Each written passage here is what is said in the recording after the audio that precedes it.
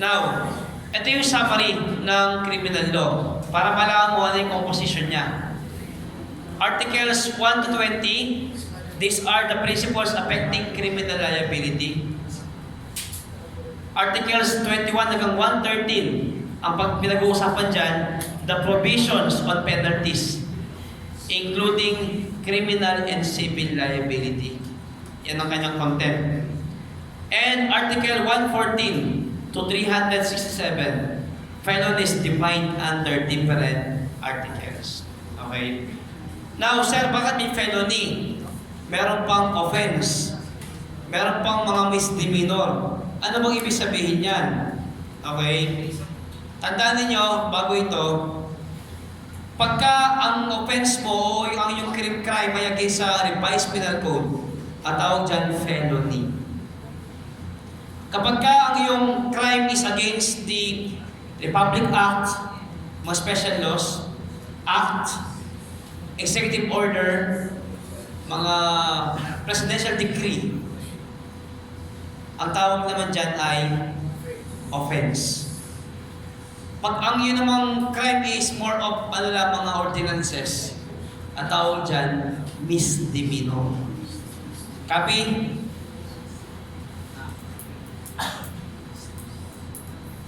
Next, characteristics ng criminal law. Number 1 is general application. Ibig sabihin yan, kahit kanino i-apply. Basta sa Pilipinas ka. Walang pinipilit na. Territoriality, basta nasa territory ka ng Pilipinas, this criminal law is applied to you.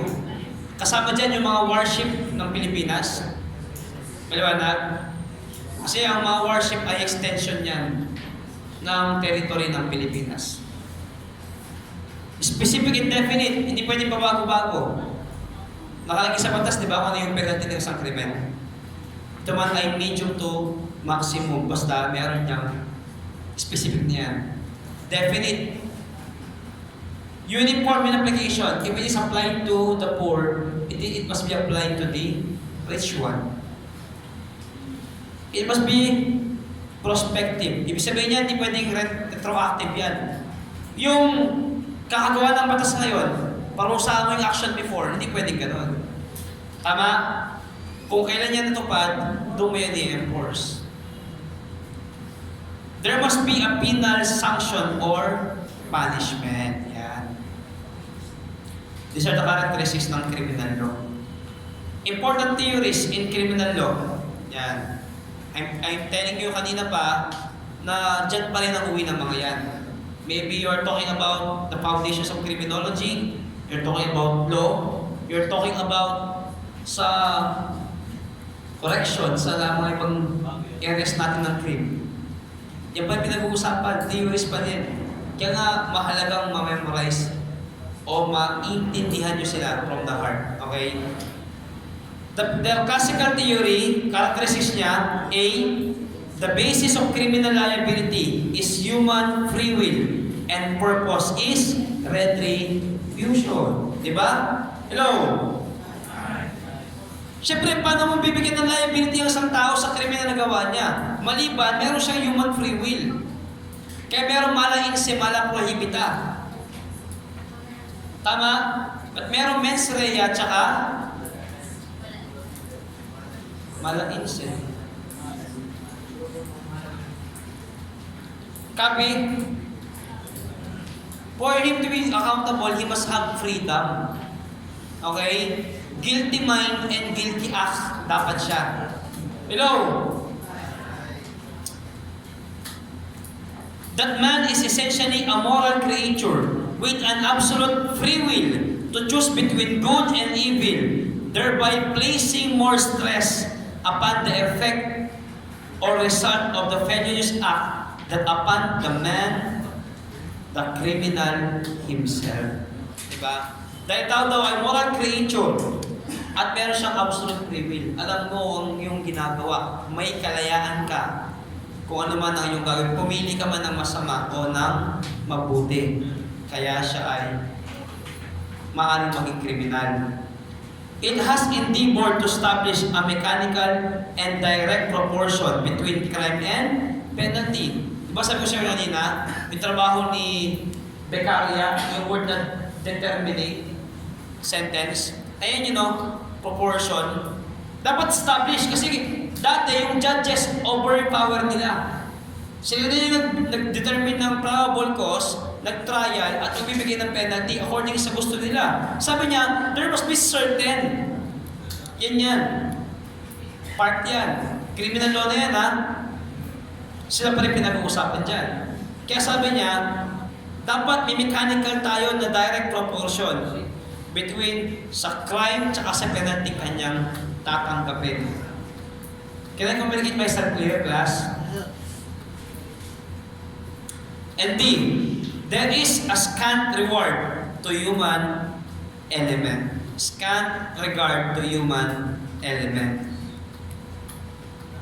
Now, si positivist naman, ano ang kanyang kinalaman sa criminal law? Tingnan natin.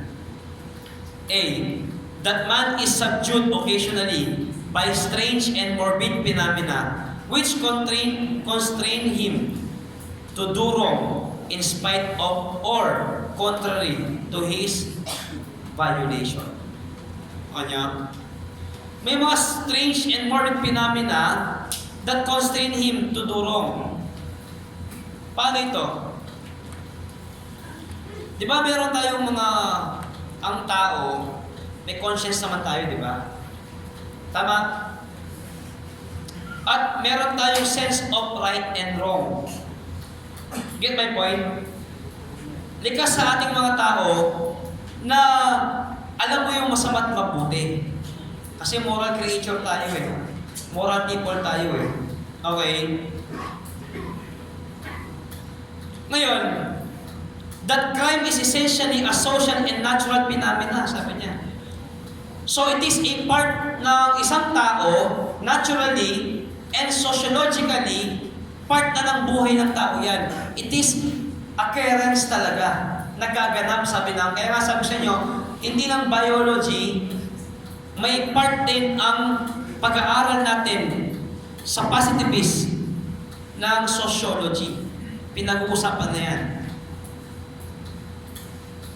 And such as it cannot be treated and checked by application of abstract principles of law and jurisprudence, nor by the imposition of punishment, fixed and determined a prior, but rather through the enforcement of individual measures in each particular case after a thorough, personal, and individual investigation conducted by a competent body of psychiatrists and social scientists. Complex ito, simplihan natin.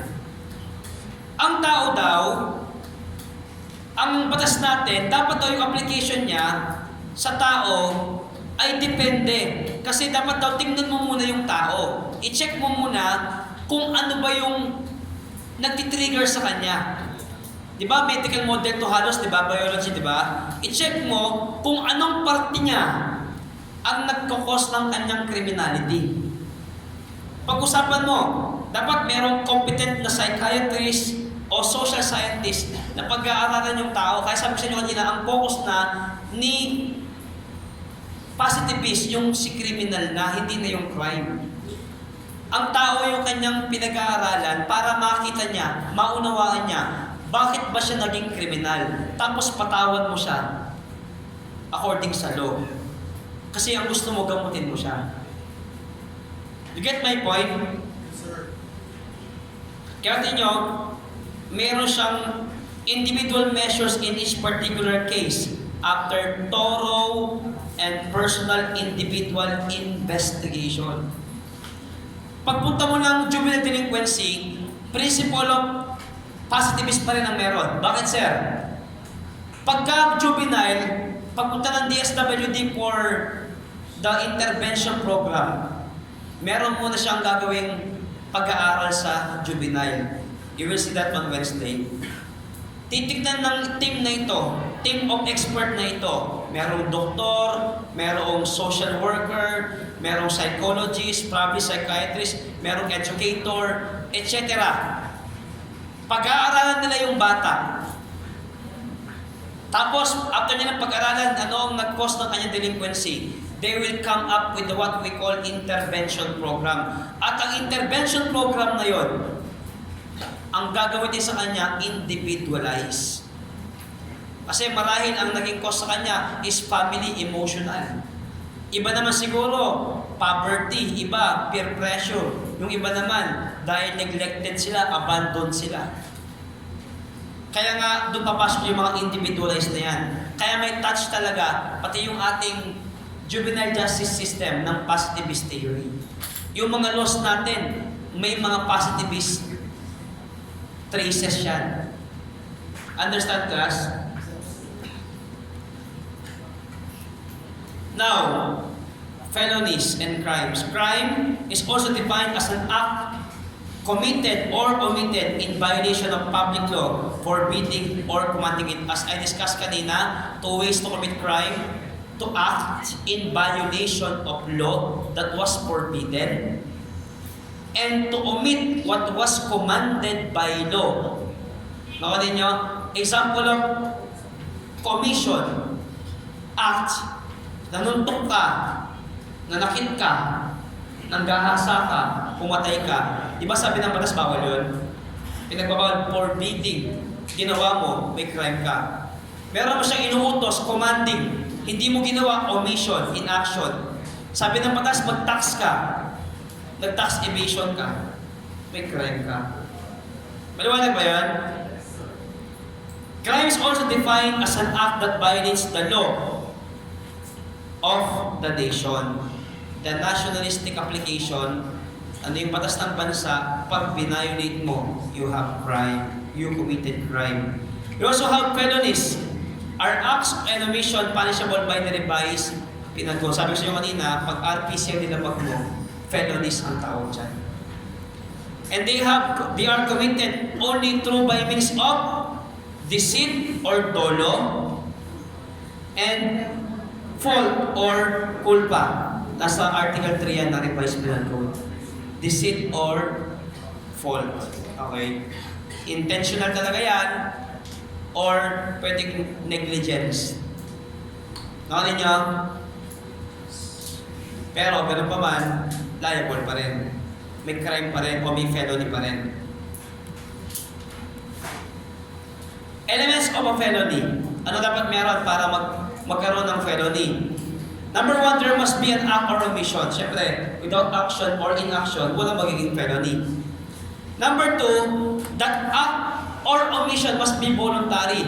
Nobody is pressuring you. Nobody is blackmailing you. Dapat nasa full control ka ng iyong sarili. You voluntarily did it or you voluntarily did not done kung ano yung sabi ng batas sa'yo.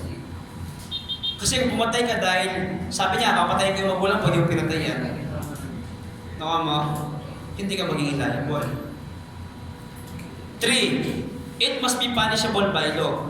Yes, may action ka, may inaction ka, pag wala namang batas na sasabi dyan, wala rin mangyayari. Remember during time ng I Love You virus?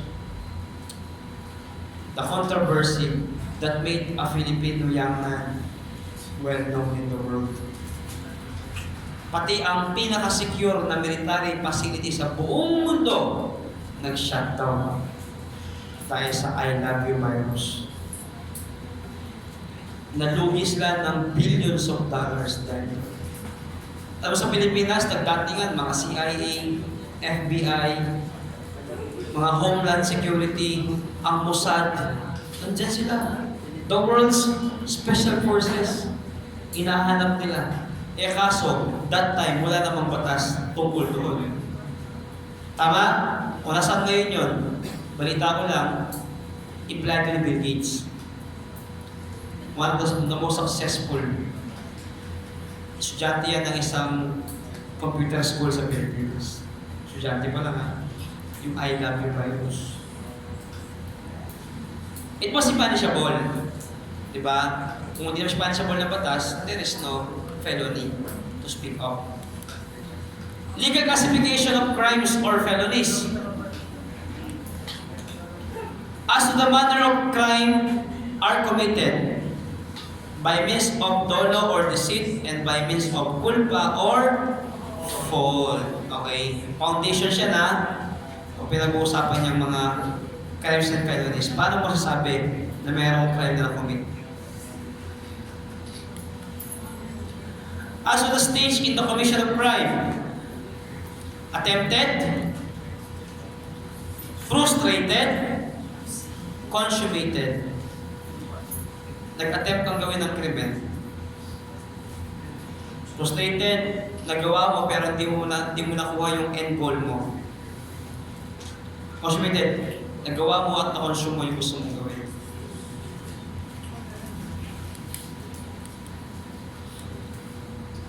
As to the plurality of crime: may simple crime, merong complex crime. Simple crime, mga regular crime, complex crime, nanganganak pa ng panibagong crime. May crime ka nang ginawa, may bunga pa yung panibagong crime. To the gravity of penalty of offense, we have light felonies, less grave felonies, and we have grave felonies. As to the basis of criminal acts, meron tayong mga crimes against persons, crimes against properties, crimes against chastity, and crimes against public order.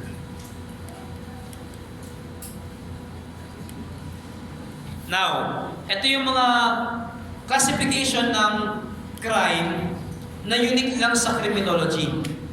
Kasi ang criminology kasi, hindi yan nag-iisip ng the usual. Hindi pwedeng criminology people ka o person ka, tapos kamukha ka lang ng mga hindi nag-aaral ng criminology. Your knowledge is advanced. Yung simpleng crime sa kanila, sa criminology, ina-identify pa yan. What type of criminal yan? So these terms are originally and technically for criminology people. Itong ginagamit na terms na ito. Let's have them. I think familiar sa inyo pero recall natin sila. Kung ang result ang pag-uusapan, resulta ng crime, acquisitive, your keyword there is the word acquire something. Acquisitive crime yan kapag yung crime na ginawa mo, nag-gain ka, nakapag-acquire ka ng something as the consequence of your criminal act. Follow class? Acquisitive, acquire. Keyword yan. Next is extinctive crime. The word extinct, ano yan? Mawala, di ba? Masira, maubos, parang gano'n yung sabihin yan.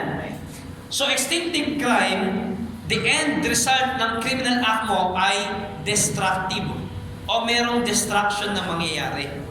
Kaya nga extinct, mawawala, masisira. Pag ang crime na ginawa mo nakapanira ka, that is extinctive crime according to criminology. Copy? From crime as our focus, unti-unti, we are going sa criminal mamaya-maya pa. As to the time or period of commission ng crime, yung panahon at yung haba ng pagkakomit ng crime. Ang crime meron ding sagot dyan o meron paliwanag dyan. Ang crime daw na seasonal crime ay those committed during a certain period of the year. Example, violation of tax law. Diba, every year merong fiscal, diba? Year, diba? Usually yung mga may business, alam yan, yung mga tax during January at ano. So yan, pwede mo lang makomit yan. Seasonal crime, meron lang certain na panahon na pwede mong makomit yan. Kasi nga doon lang meron okasyon yan. Seasonal crime. We also have the word situational crime. Those committed only when given the situation conducive to its commission.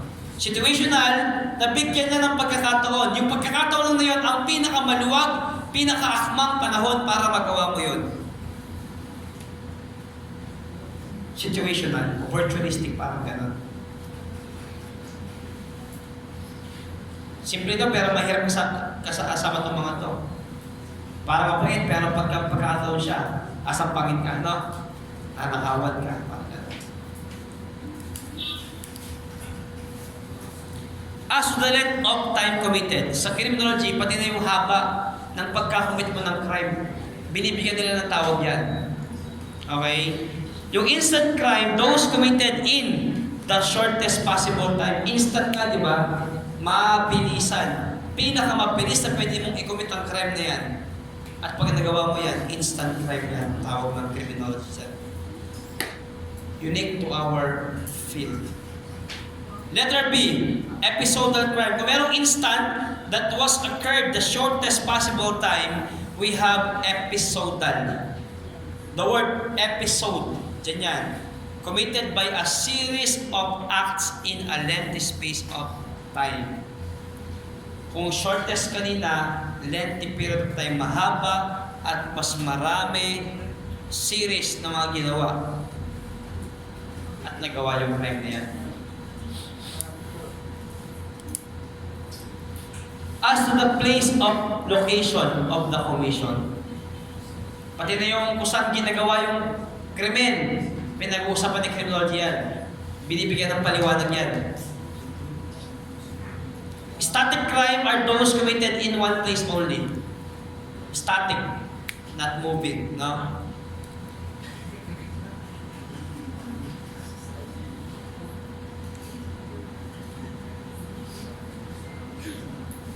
What's that? Ano, wala? Akala ko nakitin niyo ako, nabangag na ako eh. Medyo. Napapaganon na ako eh. Buti nasa uliran pa ako eh, no? Partly for this, tomorrow I'll be, I can rest well later. And then I can be, more bukas ha. 2 oras lang. Pagbigyan. One place only, static and continuing crime, those that can be committed in several places. Continuous, halimbawa, dito nagnakaw, tas umalis, tumakbo, hinabol. Tapos pagtakas siya, nagnakaw pa ng sasakyan. Nang-hostage pa, mga ganon, no? Series or continuing, continuing. Kasi pag episode, series. Pag continuing, several places, no? Static, one place. As to the use of mental faculties naman, the use of your intelligence, parang ganun yan. Your reasoning, yan ang ibig sabihin yan. Ang crime, pinag-aaralan pa rin yan. You see how wonderful our program? Ang lalim na, simple kung titignan mo, pero yung simpleng bagay, binibigyan ng detalye ng criminology. Ganong mag-isip ang criminology? Can you say, ganong mag-isip? O dapat, unique yan. Halimbawa, juvenile delinquency. Hindi naman term ng mundo yan, o ng secular yan. Term ng criminology yan. Ang nasa labas, usually ang sabihin nila, youth offender. Yung iba, batang kriminal. Kaso, sa pag-aaral natin, we don't like the stigma. Kaya ginamit yung juvenile delinquency. Tapos para mas magaan, binigyan ng CICL. Ano yun? Child in conflict with the law. Ganon kagaling sa criminology. Those are terminologies unique in our profession. Kaya huwag kayong mahihiya. Pagka magsalita ka, continuing crime yan. Snappy ka, continuing crime. Ano ibig sabihin nun? Next time ko na sagutin. Magaling lang pala magkano eh, no? Blam lang pala eh, no? Alam nyo, kung merong social awareness na inclined dapat, criminology. Diba araw-araw, politics, diba? Sino dapat aware dyan? Kaya nagbabasa kayo ng news. Manood kayo ng dyaryo. Magbasa kayo ng TV. Kanya, you make part of your routine na meron kang social awareness. Ang pangit, criminology person ka, criminologist ka balang araw, tapos di mo lang nangyayari sa paligid mo. Di mo kayang paliwanag kung anong nangyayari sa telebisyon. Dapat ikaw yan. Kaya ako, kahit pa-browse lang ako ng internet, cellphone, news, I don't watch TV eh.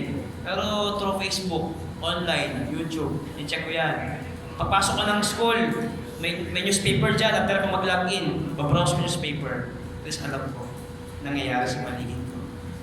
Nakunin niyo? Rational crime are those committed with intention and offender is in full possession of his sanity. Diba? Abort question. Diba? Insane are accepted, diba? Pero ano yung panahon na sane siya? Ang tawag doon?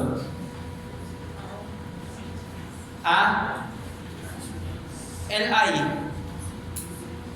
Lucid interval. Yun yung panahon na kahit baliw siya, parang normal siya sa panahon yun. So pwede siya maging liable. Abort question yun. Okay. Rational crime, yung intention niya clear, meron siyang intent to commit that crime, at nung ginawa niya yung crime na yun, he possess yung kanyang full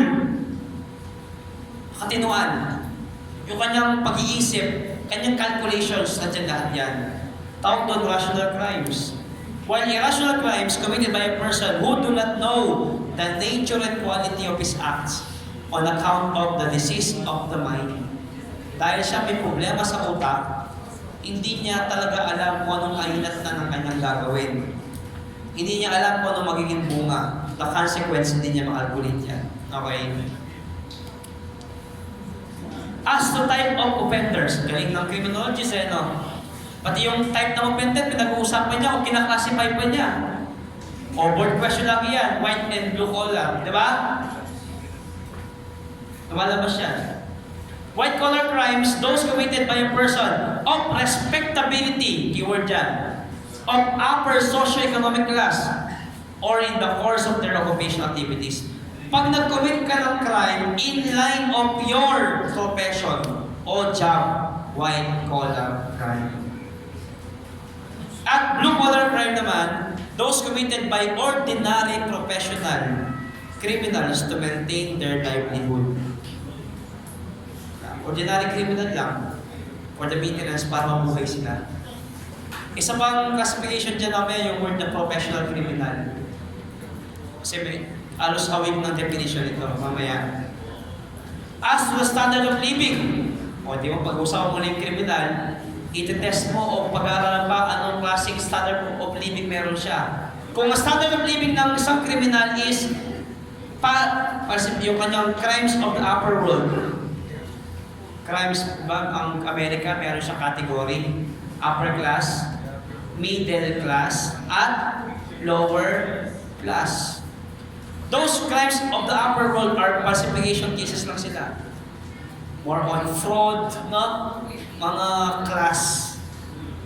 Pero pagka yan ay underworld crime, ayan, bag snatching, mga agaw ng bag, mga agaw ng cellphone, no? Mga agaw ito ng lakas. Ano daw yun? Manananggal. Manananggal ng salawal, no? Okay. Ang tanong dito next niyan ay, when does crime exist? Kailan nag-exist ang crime? We have both legal viewpoints and the scientific viewpoint or point of view. In legal point of view, meron ng crime kapag ka ang isang tao ay proven guilty beyond reasonable doubt. Tandaan niyo na, proven guilty by the court because we have this presumption of innocence. Maliwanag, no person shall be, declared criminal unless proven guilty. Tama? Person is presumed innocence unless proven guilty. Presumption of innocence. Pero pag sabi ng korte, guilty, proven siya sa competent court, there is already crime. And the person who commit crime is already a criminal. Okay?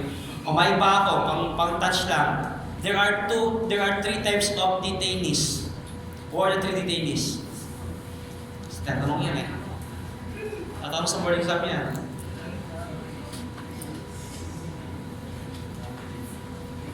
Wala?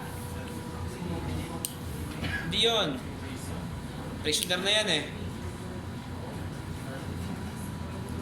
Detainees.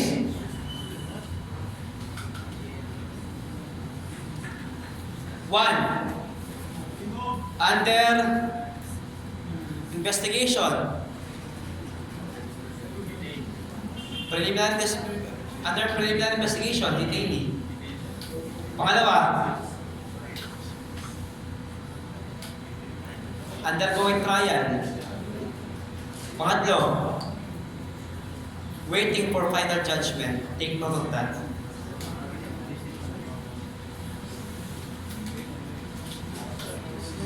Detainees, again, take note. Under preliminary investigation, detain ka. Pangalawa, undergoing trial. Pangatlo, waiting for final judgment.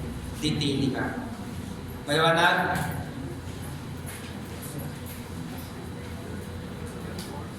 To go back, in scientific point of view, there is already crime kapag ka ni-report na ito. Nakanin niyo? May tumawag, there is a crime commission dito, meron ng crime sa scientific point of view. Okay? Now, difference between crime and sin. Kinompare nila ang sin tsaka ang crime. Crime is an act or omission against the penal law of a state, bansa. While sin is an act or omission against the spiritual or divine law. Nakanin niyo? Pagka nabag mo yung batas ng bansa, crime. Pag nabag mo yung batas ng Diyos, sin. Upon conviction for a criminal act, the penalty is imposed during the lifetime of person, while the penalty for sinful act is imposed in the life thereafter. Pag daw crime, sa lifetime mo siya isa-serve. Pag sin, life after death mo siya isa-serve. Yan ang comparison nila sa criminology tsaka crime and sin. Okay? Crime naman and immorality when compared. Crime is committed against the law of the state. Krimen, batas ng bansa ang labag mo. But immorality committed against the unwritten social norm of the locality. Diba? Halimbawa, so pag norms, huwag ipapalito the word norms means normal. Nakanin nyo? Ano ba yung normal sa society? Normal na pag bata ka pa, huwag ka maninigarilyo. Huwag kang minangalak. Bago kayo magtalik, pag mag-asawa muna kayo. Ang pagkatalik private, hindi sa public. Tama ba yun? Pag nilagpag mo yun, sabi nila, kaya merong immoral ka, sabi nila. Tama? Kasi nga, you're living with the wife, not your wife. With the woman, not your wife. Ano nyo? You're not a husband of one wife. Or, ikaw na babae, may iba ka pang lalaki. Immorality.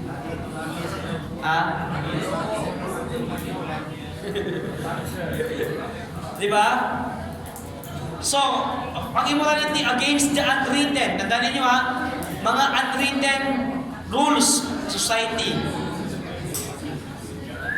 Crime is fixed by statute, while immorality is not fixed. Alam na natin, pinangahawakan na ng bawat isa sa isang syudad. Diba sa Pilipinas, sa ibang bansa, immorality, hindi mo immorality para sa kanila. Depende daw sa bansa yan o sa preference. Sa ibang bansa, normal lang na sa beach ka, nakahubad ka. Dito, hindi. Pagkakagulong mundo. Tama? Ganon. Kaya nga, ang problema ng tao, ang tao na bumuhay ngayon according sa kanyang choice. Walang absolute truth. Remember, the absolute truth is the divine law, the Word of God. Doon tayo magpimit lahat. Okay? Okay! Question. Ito, hindi alam na marami to. Ano pong meaning dyan?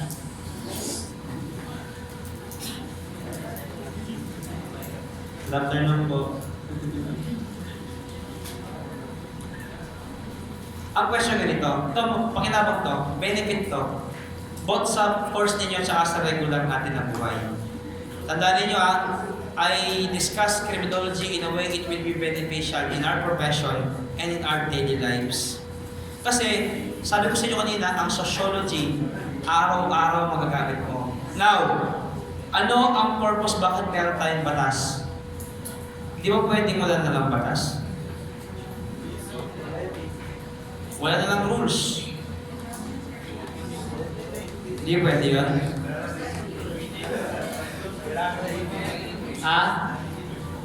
Hindi pwede. This is the reason why hindi pwedeng walang batas. The law, chaos na.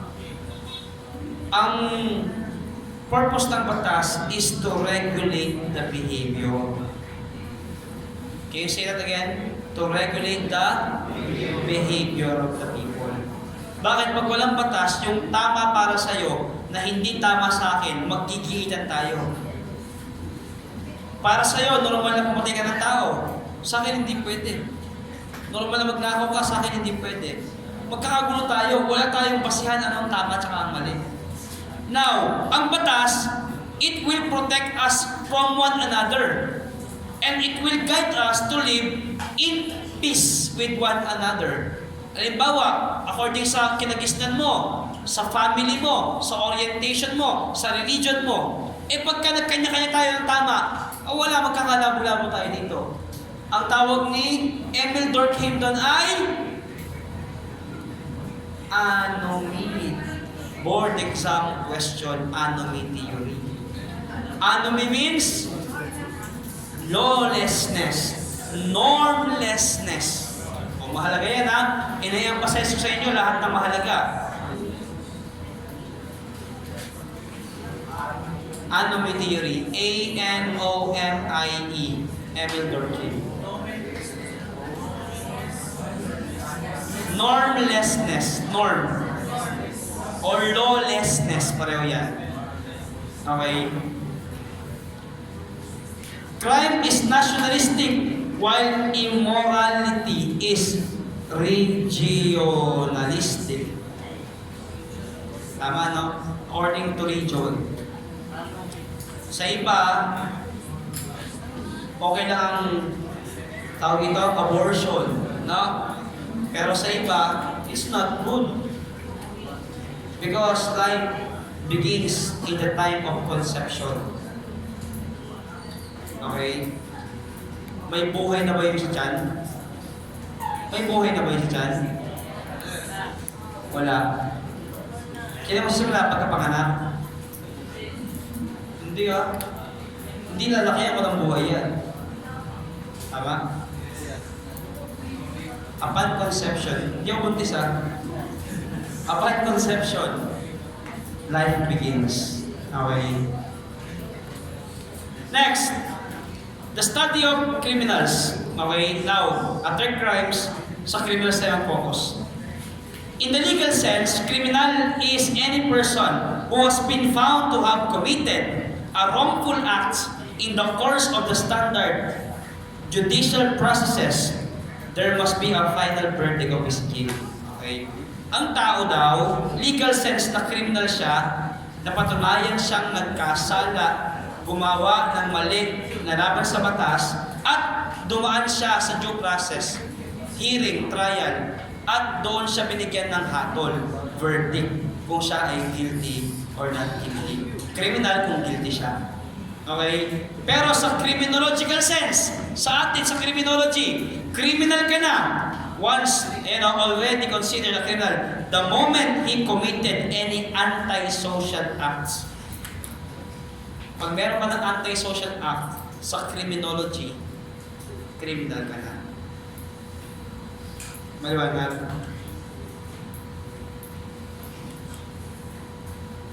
Distinction between criminal and delinquency. Pag ginagamit siya mga kasi baka nagkalabo-labo sa atin yan eh. Criminal is a person who has violated the penal law and have been found guilty of the crime charges upon observing of the standard judicial procedure. While delinquency is a person who merely committed an act not in conformity with the norms of society. Delinquent, nakagawa ka lang ng hindi katanggap-tanggap sa pamayanan. Vandalism. O yung waywardness. Nakalin nyo? Yung walang respeto, mga ganon. Pagsagot sa mga kinauukulan, paglaban. Mga bata, actually mga bata to, no? Ano ba, board question. Ano yung mga, ang tawag sa crime na pag ginawa ng action, pag ginawa ng matanda, hindi krimen. Pag ginawa ng bata, krimen siya. Board question. What do you call the actions na pag ginawa ng matanda, hindi siya krimen? O hindi siya violation? Pero pag bata ang gumawa, violation siya. Wala?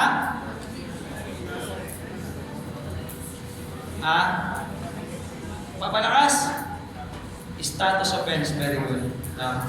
Status offense. Board question yung mga yan. Status offense. Halimbawa, curfew. Pag nadama mga curfew ka, maliban sa mga gantong mga pero yung curfew talaga pang minor, di ba? Mga ganun-gan.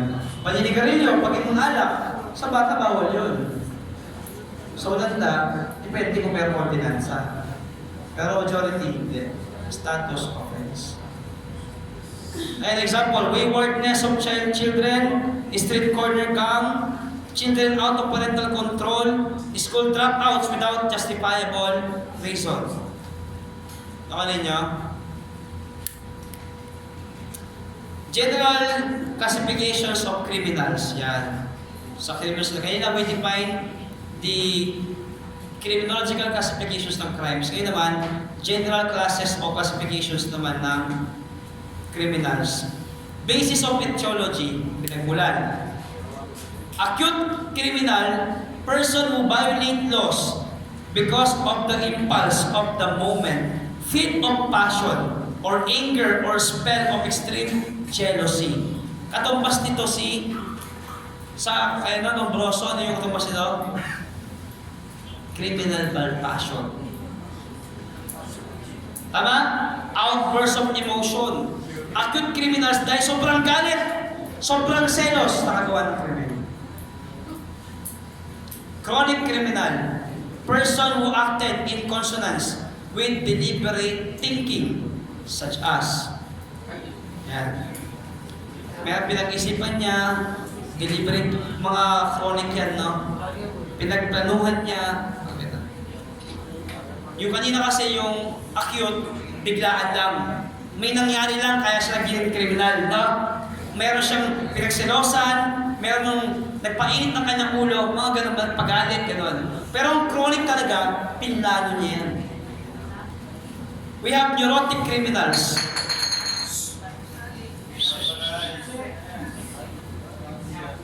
Wala pa naman, no? Wala pa naman oras. Time check.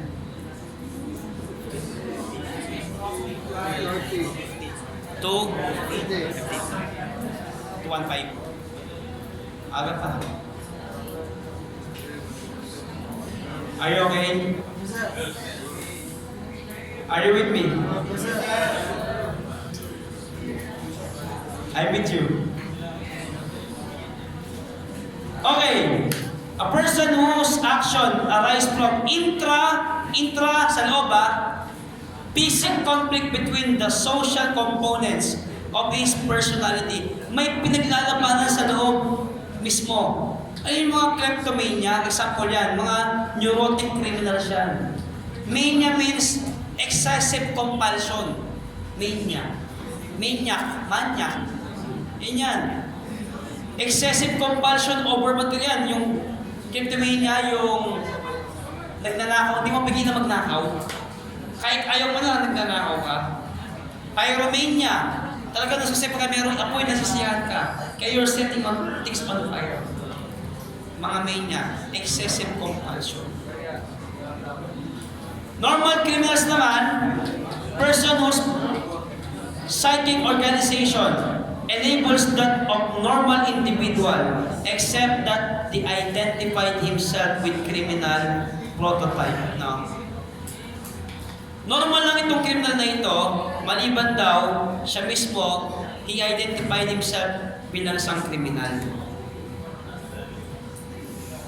Criminality caused by an organic pathological process.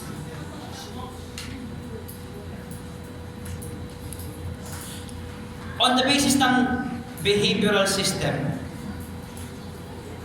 criminals, we have ordinary criminals, tawag dyan, the lowest form of criminal career. Ordinary criminal. They engage only in conventional crimes, which requires limited skill. Mga common na pag-commit ng crimes. Kahit hindi ka magaling, hindi ka professional criminal, magagawa mo. Parang gano'n. Ordinary crimes, the lowest criminal career. Organized crime, subject yan, di ba? The high degree of organization to enable them to commit crimes without being detected.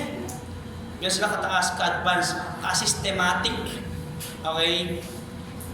And committed to specialized activities which can be operated in large-scale business. Kaya nga ang organized crime, minsan transnational crime din sila, syndicate. At meron silang contact sa loob ng gobyerno that made them as if untouchable, parang gano'n. Kaya without being detected, kaya sila minsan gumagana yan sa internet world na, cyber world na, no? Organized crime. We have the professional criminal. In the professional criminal, we have highly skilled and able to obtain considerable amount of money without being detected because of the organization and contract with other professional criminal. High degree of skill. Now, on the basis ng activity naman ng isang criminal, professional criminal ka, activity those who earn their living through criminal activities. Ang inyong keyword kay professional criminal, ang kanyang paggawa ng krimen, ang kinabubuhay na niya. Ginawa na niyang career. Yun yung kanyang kinabubuhay. While accidental, those who commit crimes or criminal acts as a result of unanticipated circumstances. Hindi niya alam na mangyayari yun, nagawa niya. Accidental, no? Unanticipated. Hindi niya inaakala o inaasahan. Pero may pangyayari kaya nakapag-commit siya ng crime. Accidental criminal. Okay? We have habitual criminal, those who continue to commit criminal acts of such diverse reasons due to the deficiency of intelligence and lacks of self-control. Kaninong criminal type ito? Ilong broso, anong tutumbas nito? Malapit na konti sa criminoloid. Commit crimes due to lack of stamina, lack of self-control. No? Habitual criminal dahil meron siyang deficiency sa kulang sa pag-iisip, kulang sa calculation, parang gano'n. Walang self-control, nakapag-commit ng paulit-ulit na krimen. Habitual. Situational naman are those who commit actually not a criminals but constantly in trouble with legal authorities. No? Hindi mo criminal pero constantly they are trouble with legal authorities, police officers. On the basis of mental attitudes, criminals are aggressive, active-aggressive criminals, those who commit crimes in the impulsive manner, usually due to the aggressive behavior of the offender. Active-aggressive. Ito yung mga gumagawa ng krimen kasi talaga mapusok, maiitin ang ulo, mayabang, dominante, agresibo. That is their behavior, kaya nagiging silang active-aggressive, active. Sila mismo. Passive naman, passive inadequate, those who commit crimes because they are pushed to it by inducement, by reward or promise without considering its consequences. Passive inadequate, nagiging criminal, merong nagtulak sa'yo, merong nangakit sa'yo, merong reward ka nakapalit, pinangako sa'yo, kaya ka naging kriminal. Kung walang ganon, hindi ka magiging kriminal. While yung active naman kanina, aggressive, talagang siya mismo, prone talaga doon dahil siya ay may ganong personality. Parang pelikula lang yan, ha? When she fell, sinalo. Brought to you by... Next, socialized delinquents. Those who are normal in their behavior but merely defected in their socialization process. Normal lang sila, their behavior is normal, pero nahihirapan silang makipagkapwa-tao, makisalamuha, mag-adapt sa society. Okay? Defective in their socialization process. Now, we have types of explanation to criminal behavior. Paano mo pinapaliwanag sa criminology ang human behavior ng isang tao? We have single or unitary. Uni means one, di ba? Single, cause. Crime is produced by only one factor or variable. They be social, biological, or mental. This theory is no longer used at present. Ito yung unitary cause. Pinapaliwanag mo kung bakit meron siyang criminal behavior sa isang field lang. Halimbawa, chinek mo siya. Ang chinek mo lang, ano ba sa kanyang biological constitution ang dahilan bakit siya naging criminal? Or, chinek mo lang yung social factor niya. Sino ba ang kanyang mga kasama? Chinek mo lang yung kanyang intelligence. Bakit siya naging criminal? Unitary. Isa lang ang tinignan mo factor why he became or he has criminal behavior. Hindi na ginagamit yan. Makitid yan. Very narrow yan. But the word multiple factor theory.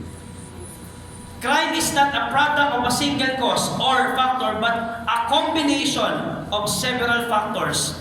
Some factors are playing a major role or reason while the other are playing the minor role.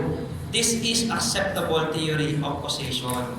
Yung multiple factor, tinitignan mo lahat ng anggulo sa buhay ng isang tao. Bakit siya naging kriminal? O bakit siya mayroong human o criminal behavior? Maybe yung iba, yun ang pangunahing dahilan at yung iba, nagdadagdag lang ng dahilan doon. Pero, at least, nakita mo maraming anggulo. Halimbawa, pinanganak siya, broken family. Tapos, neglected pa siya. Single parent. Abandoned. Something like that. Tapos, meron pang drogang binigay sa kanya. O, nakadagdag pa yung paggamit niya ng droga. Tapos, puro moral na pa siya training. Ngayon pala, low IQ pa siya, pinanganak. Tinignan mo lahat yon. Tapos, nasa paligid pa niya, puro gumagamit ng droga. Mga kasama ng gang. So, chinek mo lahat ng factors, bakit siya naging criminal o bakit siya mayroong criminal behavior. Tapos nakita mo, mayroong major, mayroong mga minor na nakaka-apekto. Ang tawag doon, multiple factor theory. Yan ang pinaka-acceptable way of studying criminal causation o crime causation. Dapat dyan tayong expert. Eclectic theory, on the other hand, crime is one instance may be caused by one or more factor, while in other instance, it is caused by one set of factors. Okay? Para sa kanya, crime daw may pagkakataon. Merong isa o malihit pa ng mga factors or meron daw set of factors. Bakit daw nangyayari yun? Eclectic theory. But the multiple is most acceptable. Earlier explanation to the existence of criminality. Yan. Papasok tayo kanina ng mga na-discuss ko na kanina sa inyo sa mga major theories. Pero ating pa rin silang balikan. Kahit nag-glimpse lang, para at least nabasa ninyo kahit paano, no? Unang mga paliwanag bakit nag-exist daw ang criminality. Number one, the crime is caused by demon or the demonological theory.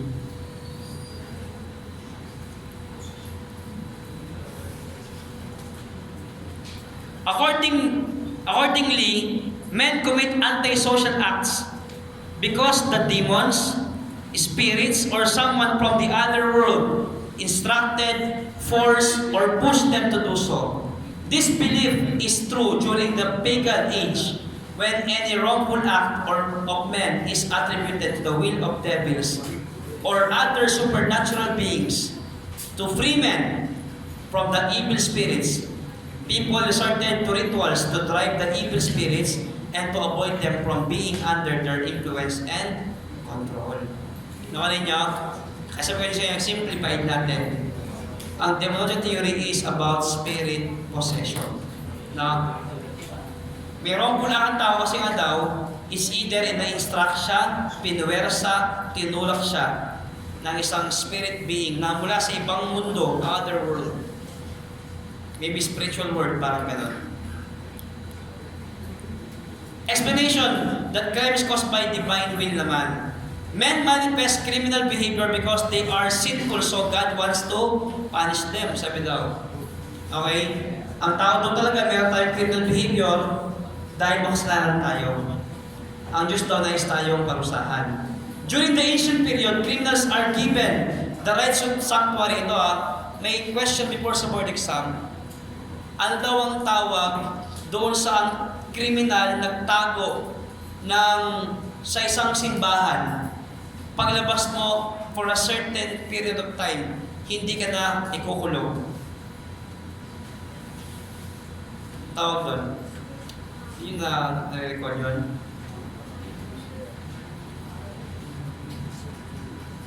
Criminal ka, pag hinabol ka, magtago ka sa isang simbahan, for a certain period of time, magtago ka nung lalabas. Paglabas mo, hindi ka na uhulihin. Because they believe yung time na nag-stay ka doon, na-reform ka na. Remember or not? Securing sanctuary. Securing sanctuary. How many days? 40 days. You stay inside the sanctuary or church. Paglabas mo, they believe na na-reform ka na. Hindi ka na uhulihin.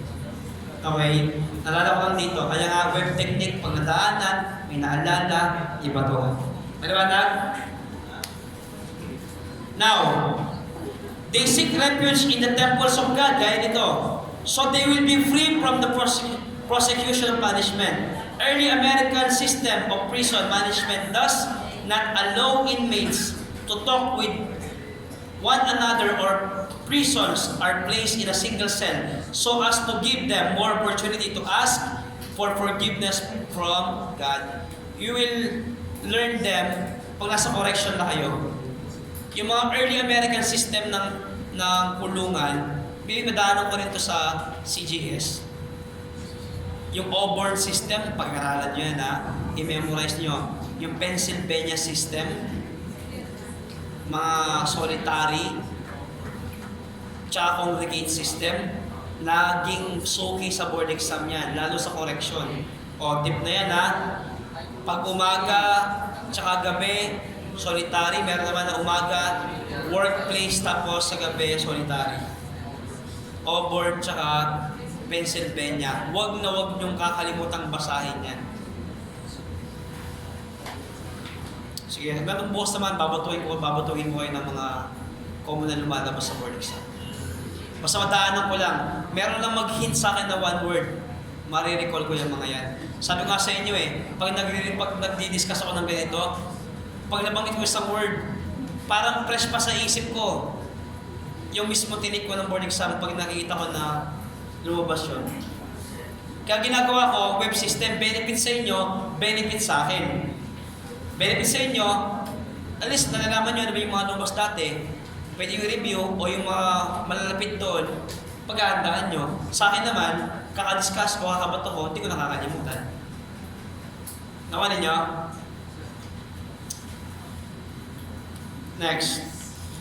The explanation of the crime is the result of free will of men naman. Yan. Nasa classical na tayo. Classical School of Thought by Beccaria. With intelligence and rationality. Di ba sabi ko na?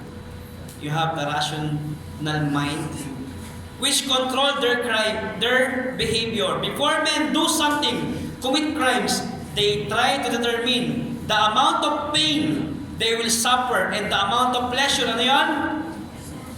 Ano yan? Hedonism. Di ba? Pero pag kinalculate niya, hedonistic calculus. Very good. The future action will depend on the algebraic sum. Ayun yun. Kinalculate niya. Of the two considerations, if there will be more pain than pleasure, they will desist from doing act. Pag mas malaki yung pain sa pleasure, hindi gagawa ng krimen. Nakuha ninyo? Hello? Para yung deterrence na naman, no?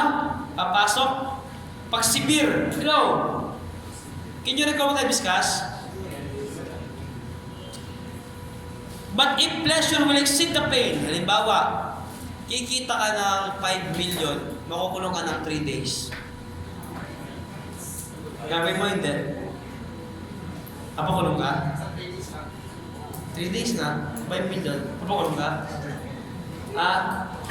Hindi. Di ba? Kung lahat na tao may isip nila, 5 million, 3 days, pakulong na lang ako. Dagdagan mo pa. At 5 million, 3 days. Ikaw, kahit isang taon, papakulong yun eh. Oh. Kaya sabi niya, pag mas malaki naman yung pleasure sa pain, sabi niyo, they will carry out their plan to commit the unlawful act. Finally, crime is caused by rational effort of men to augment their pleasure, to minimize their pain. Kaya sabi sa inyo, pag classical theory, combination niya lahat ng theory ni Bentham at ni Beccaria. Classical lahat yun. Maliwanag?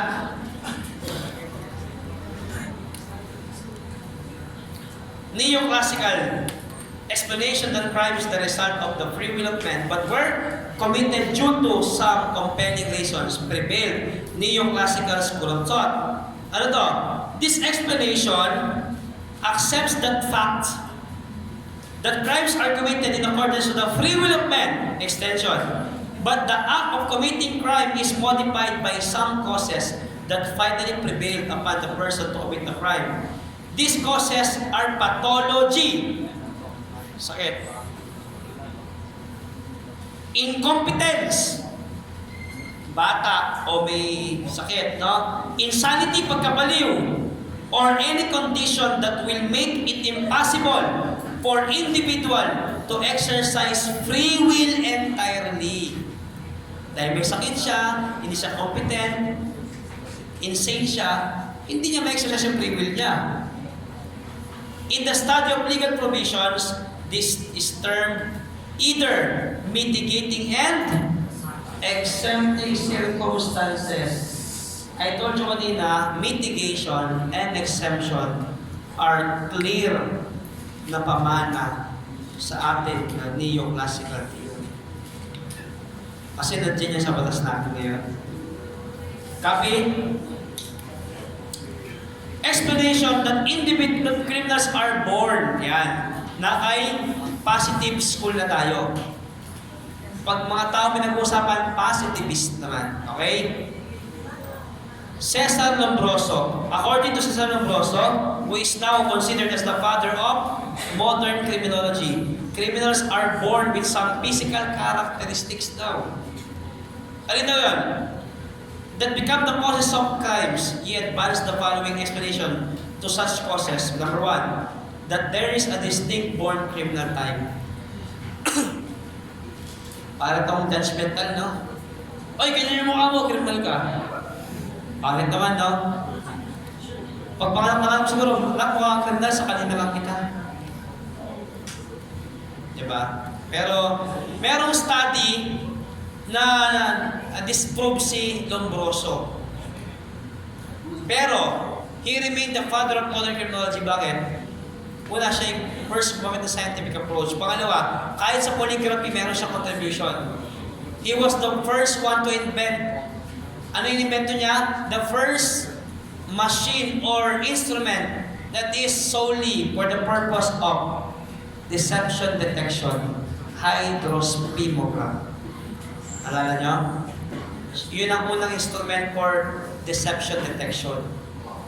Pangalawa, when he died, he donated his body and his brain in the University of Turin to be studied. Ganon siya kadedicated. Meron siyang will na sinulat. Pag namatay siya, ituloy ang kanyang katawan sa utak para pag-aralan pa. That this type can be identified by certain stigma or anomalies.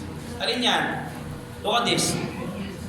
That the stigmata are not the cause of crime, but rather the symptoms of atavism. Yun nga yun.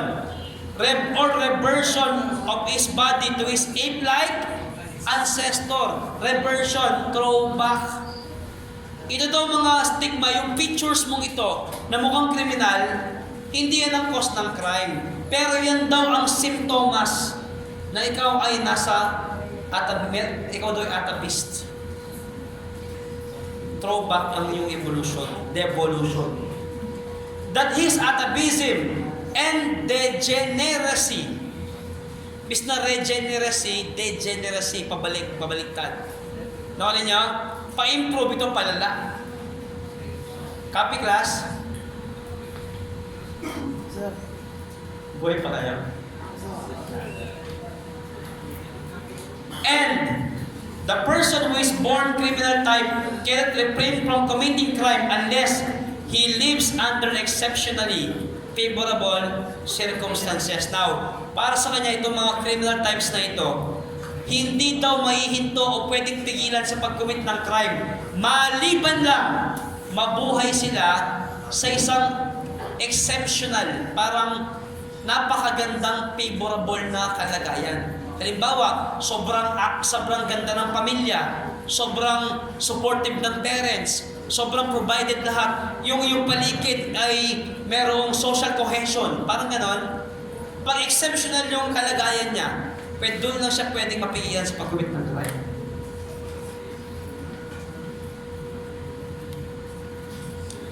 When men and women band together for protection offered by society, they forfeit some of their benefits which accrue from living in isolation.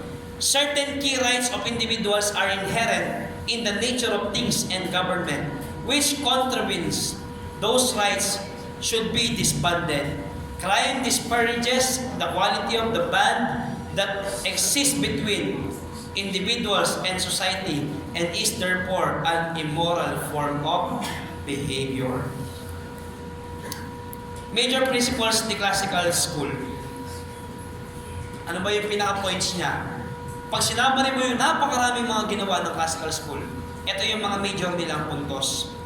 1. Human beings are fundamentally and most human behavior is the result of free will when coupled with rational choice. Diba? May free will at rational siya sa pagpili ng kanyang gagawin. Pain and pleasure are two central determinants of human behavior. Tayo daw, kung paano tayo mabuhay umasta, dahil daw yun sa pain and pleasure nating kinakaharap. Punishment, a necessary evil, is sometimes required to deter violators, deterrence, and to serve an example, di ba? General deterrence to others who would also violate the law. Root principles of right and wrong are inherent in the nature of things and cannot be denied. Society exists to provide benefits to individuals which they would not receive in isolation. Yan, favorite ninyo. O, favorite ng board exam yan. Mala inse and mala prohibita. Mala inse, act which are thought to be wrong in and of themselves. Naturally evil. Simple ganun. Maling pumatay, tama? Maling manggahasa. May batas o wala, mali yan. Naturally evil. Okay? Mala prohibita, acts which are wrong only because society says they are. Yung mga mali prohibita, the word prohibita, prohibit, dahil pinagbawal ng batas o ng komunidad, kaya siya naging masama. Mala prohibita.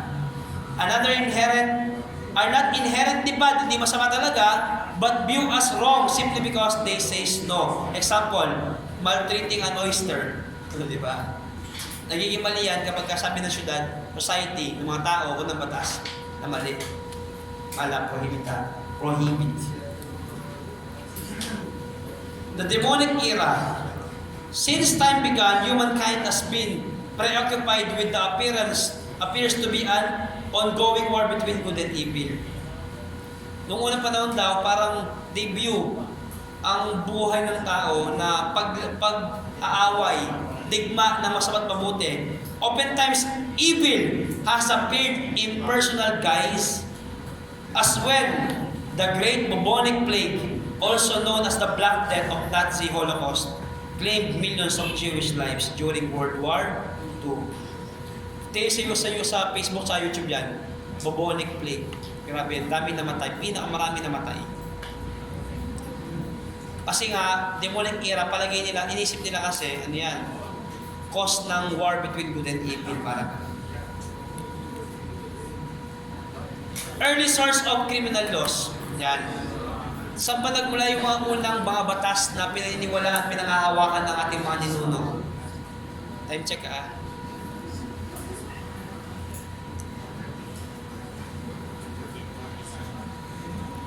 Hammurabi or the Code of Hammurabi. Sikat, no?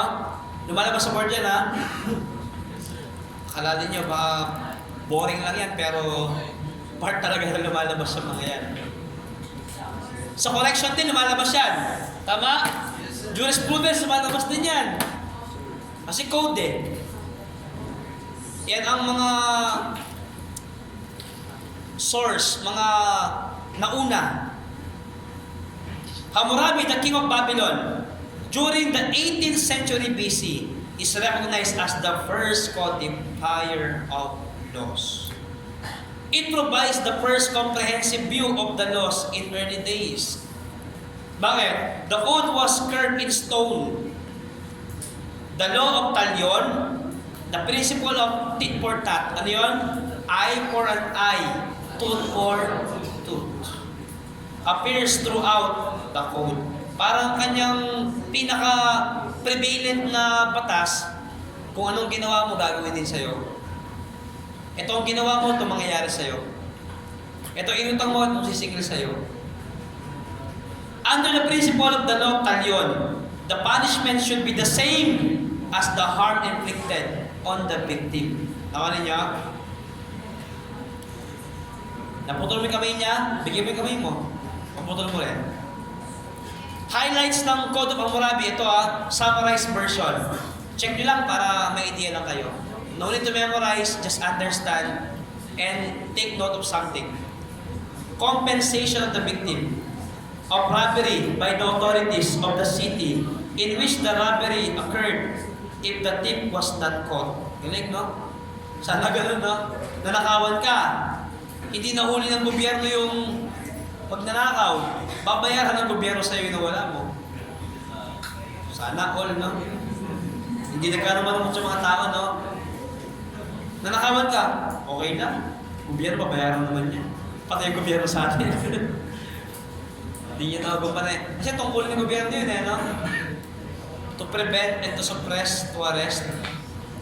Number 2, the killer is answerable not to the family of the victim, but to the king. Sa atin, dahil democracy, people of the Philippines versus, di ba? Pero sa mga monarchial, pag nakagawa ka ng krimen, halimbawa, napatay ka, hindi sa pamilya ng pinatay mo ang pananagutan mo. Kaya walang mga redo no? Hindi to. Kasi, kiniklaim ng king na that is an offense against me. Ang hari ang pananagutan mo. Sa hari ka mananagot. This King Hammurabi Code or the Code of Taliones. That was the final penalty for robbery, theft, false witness. Bigat, no? Pero ito, building a house that falls on its owner. Building a house that falls on its owner. No? Gumawa ka ng bahay, ikaw ang mason, trabador. Nagiba, tamaan yung pamilya o yung may-ari, death penalty. Sana all, no? Para wala substandard, no? Dapat patayin yung mga contractor. At ako sa Facebook post dati, walang engineer, walang architect, hindi naman edukado. Pag gumawa sila ng daan tsaka ng mga monuments, it lasts a lifetime. Ancient site pa ngayon. Ngayon, may engineer, may architect, may lahat ng mga kung ano-ano. Lagi na sira yung daan. Sira yung mga building, substandard. Uneducated. Educated daw, no? Well,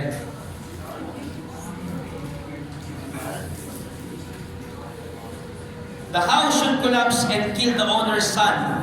The son of the builder would be the one executed. Namatay yung anak mo nung lagiba yung bahay. Yung anak naman niya, mapatayin nila. Eye for an eye, tooth for a tooth. A son who struck his father would suffer the amputation of the hand. Sinaksak mo yung tatay mo, putol kamay. If an assault, a victim's bones was broken, the same bone of the assailant would be broken. Nakabali ka ng buto, yung buto na bali mo, kamukha ng buto mo, babaliin din nila. Saklap. Sir, paano daw pagka sumobra yung bali? Yung pang-victim ko, babaliin ko rin ng sobra.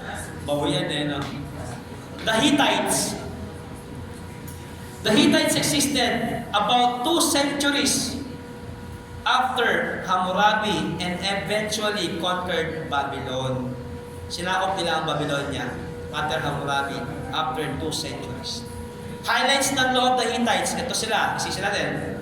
Para may idea tayo. 1. Capital punishment was used for many offenses except for homicide or robbery naman. Ba't naman? Karamihan ng krimen, death penalty, maliban lang sa homicide and robbery. Rape, sexual intercourse with animals. Katawag doon, human behavior. B. Bestiality ba? Papasa sa board Tsaka yung magaling sa mga ganyan, no? Memorize talaga, Sino gumagawa niyan? Wala dapat, Next year pa. Pag-board pastor ka na, Okay. With animals, defiance of the authority, and sorcery were all punishable by death. Pangkukulang. Yung authority, pinahiya mo. Nakipag-sex ka sa hayop, sa manok. Sa butiki na lang kaya. Ganyang kalawang imagination nyo, no? Criminology, no? The law of homicide provide for the restitution to the victim's heir. Meron ng restitution. Sabihin niyan, babayaran, no? The law enforcement and judicial functions were placed in the hands of the commanders of military garrison. Code of Dragon. Known as the ultimate inseverity, sobrang lala daw nito. Codified by Dragon, the Athenian lawkeeper of the 7th century BC. Highlights niya, death was punishable for almost every offense. Murderers might avoid execution by going into the exile. Lumabas ka. If they return to Athens and it was not a crime to kill them. Halimbawa, lumabas ka ng Athens, hindi ka na-execute ng death penalty. Pero pagpasok mo, hindi krimen pag pinatay ka. Death penalty was administered with great brutality. Law of Solon. Kilala niyo ba ito?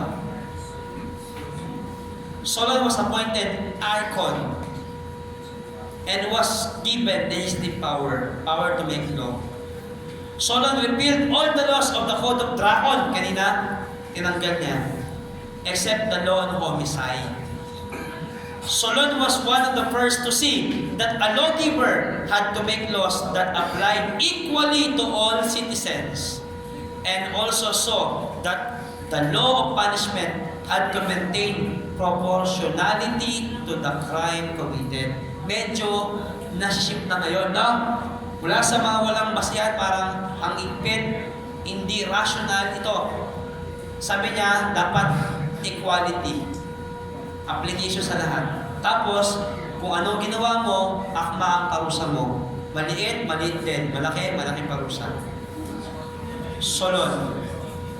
Highlight, the thief was required to return the stolen property and pay the victim a sum equal to twice its value. Ibabalik mo lang, babayaran mo pa ng doble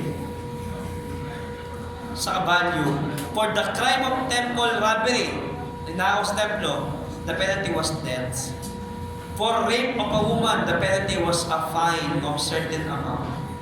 Pag mayaman ka, mag-rape ka na lang kasi magbabayad ka lang. Bakit woman? Yung parang sinabi mga woman doon kasi mababa ang tingin nila. Rome's 12 tables or the Roman 12 tabulae. Okay? Roman law began with the 12 tables which were written in the middle of 6th century BC. The 12 tables were foundations of all laws in Rome and written in tablets of bronze. The 12 tables were drafted by decemvirs, a body of men composed of patricians. Pinilit lang nila to. Highlights ito. If a man break another's limb and does not compensate the injury, he shall be liable to retaliation. A person who committed arson of a house or a stock of corn shall be burned alive. Grabe, no? Judges who accepted bribes, as well as those who bribed them, were subject to execution. Any act of treason was punishable by crucifixion. Common law. Are you there? Forms the basis of much of our modern statutory and case laws. It has often been called the major source of modern criminal law. Common law refers to traditional body of unwritten legal precedents created through everyday practice and supported by court decisions during Middle Ages in early society. Ngayon, yung common law natin, ito yung mga pinahahawakan natin na wala naman nakasuot na batas. Nakalin nyo? Common law. Kaya merong common law wife. Hindi mo kayo legally binded, pero asawa mo siya. Sama kasi kayo. Nakalin nyo? May mga paniniwala sa mga probinsya, mga liblib na pag ito ginawa mo, bayaran mo ng ganito, kapalit ganito. Nakalin nyo? Mga common law. Na nagiging basis bakit ng criminal law din naman, nagiging basis yan. The Magna Carta or the Great Charter is another important source of modern law and the legal procedure signed on June 15, 1215 by King John of England at Runnymede. Okay. The Enlightenment, the Age of Enlightenment and the Age of Reason. Bakit? Dati kasi Dark Ages, di ba? Pag tinong kayo, Dark Age is 17th century. Okay. We have Thomas Hobbes.